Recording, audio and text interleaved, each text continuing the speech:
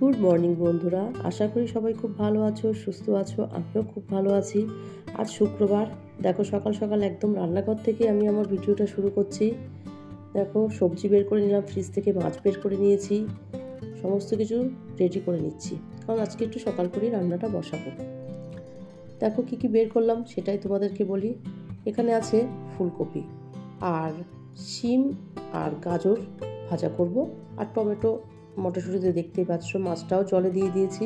আর সিঙ্কে কতগুলো বাসন আছে, মানে সকালে চা খেয়েছিলাম, ছেলেদের টিফিন করে দিয়েছি সেগুলো। আর রাত্রের বাসন তো রাত্রেই মেজে রাখি, ওই জন্য কোনো অসুবিধা হয় না। ভাবলাম আগে মাজা ঘষাটা করে নিই, সিঙ্কটা ফাঁকা করে নিই, নাহলে এখন সবজি ধুতে হবে, মাছ ধুতে হবে, ওই জন্য আগে বাসনগুলো মেজে জায়গায় রেখে দেবো। এদিকে দেখো গ্যাসটাও মুছে নিলাম, যেহেতু সকালে একটু টিফিন করেছিলাম তাই অনেকটা নোংরাই হয়েছে। গ্যাসটা মুছে নিয়ে চারিধারটা ভালো করে মুছে নেব, কারণ একটু পরিষ্কার পরিচ্ছন্নের মধ্যে রান্না না করলে ভালোও লাগে না। যদিও রান্না করতে করতে অনেকটাই নোংরা হয়ে যাবে, তাও একটু পরিষ্কার করে নিলাম। এদিকে দেখো ফুলকপি, মানে মাছের ঝোল করবো ফুলকপি আলু দিয়ে, তাই আলুটাই কাটা হয়নি, তাই আবার আলুটাও কেটে নিলাম।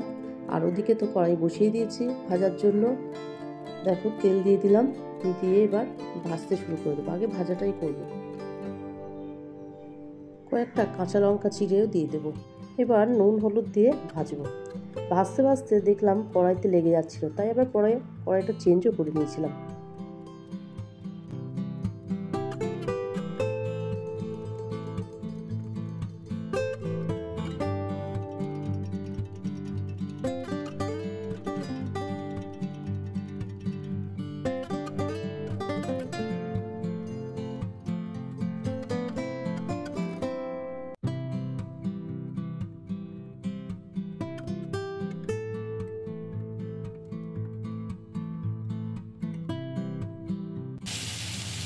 দেখো সকাল সকাল তো রান্না বসিয়ে দিয়েছি, এখন বাজে 10 হয়ে গেছে। ভাতটা তেলে রেখে দিয়েছি, আর এখানে ফুলকপি আলু মাছের ঝোল করবো, আর গাজর আর শিম ভাজবো।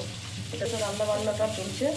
আজকে বাইরে ভীষণ রোদ, মানে গরমকালের মতো রোদ, কিন্তু আমার একটু ঠান্ডা লাগছে, কারণ গলাটা এখন একটু ব্যথা আর মাথাটা একটু ভার ভার লাগছে, মানে মাথার যন্ত্রণা হচ্ছে কিছু রকম হচ্ছে, আর হাওয়া হচ্ছে প্রচণ্ড, ওই জন্য আমি হাউস কোটটা পরে আছি। পরেই মনে হচ্ছে খুলে দিতে হবে। আবার একটা নতুন সকাল শুরু হলো, একদম ঝাঁ চকচকে রোদ, মানে মন ভালো করার সকাল। কিন্তু এই রোদটা যখন আর কয়েকদিন পরে উঠবে, তখন আর ভালো লাগবে না। তোমাদের সঙ্গে কথা বলতে বলতে মাছগুলোও দেখো ভাজা হয়ে গেছে। নতুন দিনের সঙ্গে সঙ্গে আমার রান্না বান্নাও শুরু হয়ে গেল। নতুন দিন বলতে কতই day, rose day, propose day, teddy day, chocolate day. আমাদের সময় না এসব ডেটে ছিল না, সত্যি কথা ছিল, মানে জানতাম না, ছিল না বলা ভুল, ছিল সবই, কিন্তু এত কিছু জানতাম না, এসব জানতামই না। যখন কলেজে উঠলাম তখনই জানলাম যে ভ্যালেন্টাইন্স ডে, রোজ ডে, কোনোদিন জানতাম না। এসব নিয়ে মাথা ঘামাইও নেই, চিন্তা ভাবনাও ছিল না। আর কখন কোন ডে কোথা দিয়ে চলে যাচ্ছে কী করে জানবো। আর এখন তো সকাল হলেই মনে হয় আজকে কুকিং ডে, কোথা দিয়ে ফাদার্স ডে গেল, কোথা দিয়ে মাদার্স ডে গেল, জানতেই পারি না। এখন অবশ্য ছেলেদের দৌলতে ছেলেদের জন্য সব কিছু জানতে হয়, শিখতে হয়। পরিস্থিতির চাপে অনেক কিছু জানতে হয়, না জানলেই ঠকে যাবো, না জানলেই নিজেকে ছোটো করা হবে। জানি তো সবই, কিন্তু এই যে সেলিব্রেটগুলো কোনোদিনই করি না। অনেক বক বক করলাম, রান্নাটাও প্রায় শেষের দিকে, জানি তো। রান্নাটা করবো, করে ঘর বসবো, করে আজকে শ্যাম্পু দিয়ে স্নান করবো। আবার ভাবছি মাথাটা যন্ত্রণা করছে, দরকার নেই। যেটা করার আগে আবার ভাবতে হয়, 100 বার ভাববো তারপরে একবার করবো। কথাই বলে না, যদি করো আর করে ভাবো, এই মাঝে মাঝে করেও ভেবে ফেলি। কী করবো, একটা তো মাথা, অনেক কিছু ভাবতে হয়, চিন্তা করতে হয়। দেখো আমাদের গাছে কেন কোনো গাছেই দেখছি আমের বোল আসেনি। আম কি এবারে হবে না? আমের কথা বললেই মনে হয় আম খাই। আমটা বেশ ভালো লাগে খেতে, বলো। আর আমাদের তো অনেক হিংসা করো আম গাছ, জানো তো।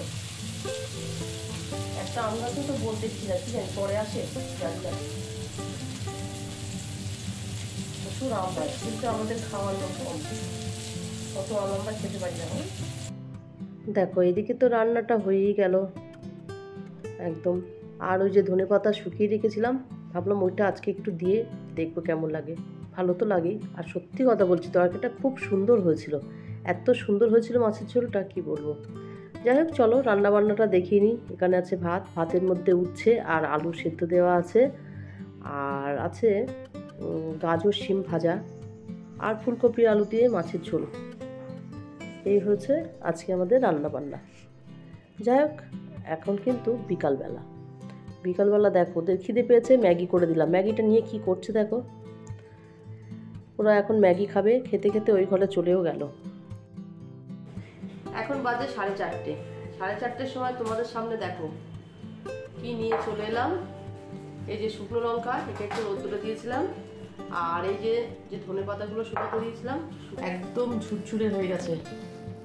এই ধনেপাতাটা আমি এই যে কাঁচের এই জারে করে রেখে দেবো। কিন্তু যদি ডিপ ফ্রিজে রাখো তোমরা, কাঁচের জার ডিপ ফ্রিজে দেবে না, কারণ এই কাঁচের জার ডিপ ফ্রিজে দিলে আমার ভয়ঙ্কর অভিজ্ঞতা হয়েছে, কোনো এক সময় বলবো। আর নর্মাল ফ্রিজে কাঁচের জারে রাখবে, খুব ভালো থাকবে। আর যদি মনে করো ডিপ ফ্রিজে, তাহলে এয়ারটাইট কোনো কন্টেনার বা কোনো একটা ছোটো কৌটোয় রেখে দেবে, অনেক দিন ভালো থাকবে। এগুলো তো আমি এখন এর মধ্যে রেখে দেবো। আর লঙ্কাগুলো কেন এনেছি বলো তো, লঙ্কাগুলোতে ওই যে বোটা ছাড়িয়ে রেখে দেবো, তাতে আমার সুবিধাই হয়। খুব সুন্দর গন্ধ। কি বলো তো, এখন তো ধনেপাতা 12 মাসই পাওয়া যায়, কিন্তু এমন একটা সময় হয় না যে এখনই দরকার, বাজারে যাওয়ার কেউ নেই, কিন্তু ধনেপাতাটা দিতে হবে, সেই সময় এই ধনেপাতাটা ইউজ করবে, খুব ভালো হবে। এরকম একটা জিনিস হাতের কাছে থাকে তাহলে তো ভালোই হয়। ওই জন্য আমি এইভাবেই রেখে দিচ্ছি। এইভাবে তোমরা রেখে দেবে, অনেক দিন থাকবে। পাতাটা যখন ভালো করে ধুয়ে ঘরেই শুকিয়ে নিতে হয়, শুকিয়ে নিয়ে তারপরে রোদ্দুরে দিলে সেই জিনিসটা ভালো থাকে, মানে গন্ধটা নষ্ট হয় না। এই তো এইভাবে আমি এগুলো রেখে দেবো। আর ওইদিকে শুকনো লঙ্কা গোটাগুলো ছাড়াবো। আর রিজু রায়নের তো ম্যাগি করে দিয়েছি, ওরা ওই ঘরে খাচ্ছে। এবার এটা করে নিয়ে তারপরে আমি একটু চা খাবো। এই দেখো এগুলো না এখন সময় আছে, ভাবলাম এগুলো করে রাখি, ছাড়ানো থাকলে না ভালো থাকে লঙ্কা।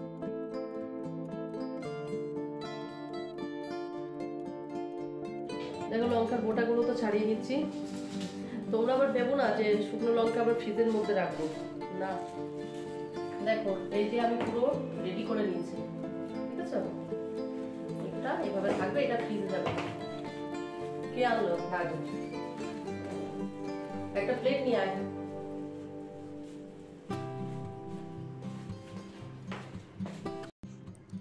দেখো এগুলো কি বলো তো, বেগুনি। ভালোই হলো, লঙ্কার বোটা ছাড়াতে ছাড়াতে খিদেও পেয়ে গেছিলো। যাই হোক এটা এখন আমরা খাবো। সন্ধেবেলাটা বেশ ভালোই খাওয়া দাওয়া হলো, আর সঙ্গে একটু চাও করে নেব, নিয়ে এবার ওদেরকে পড়াতে যাব। যেহেতু পরীক্ষা তো এসেই গেছে, পরীক্ষা চলছেও, আর তাই ওদেরকে একটু বেশি সময় দিই। সন্ধ্যের পর থেকে আমি আর খুব একটা ভিডিও করি না, কারণ ওদেরকে নিয়ে পড়িয়ে কোনো রকমের ডিনারটা করেই শুয়ে পড়ি। এই তো আমরা তো খাওয়া দাওয়া করছি, এবার একটু চাও করব, চাটা নিয়ে তারপরে ওদেরকে পড়াতে যাব। আজ তাহলে ভিডিওটা এই পর্যন্ত। আমার ভিডিওটা যদি তোমাদের ভালো লেগে থাকে, please like, comment, share and subscribe করো। তোমরা আমাকে সাপোর্ট করো, তোমাদের সাপোর্ট ছাড়া আমার পক্ষে এগিয়ে যাওয়া একার পক্ষে কখনোই সম্ভব না।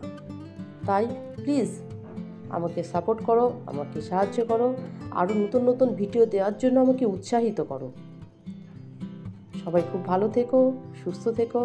দেখা হবে অন্য কোনো ভিডিও নিয়ে। টাটা।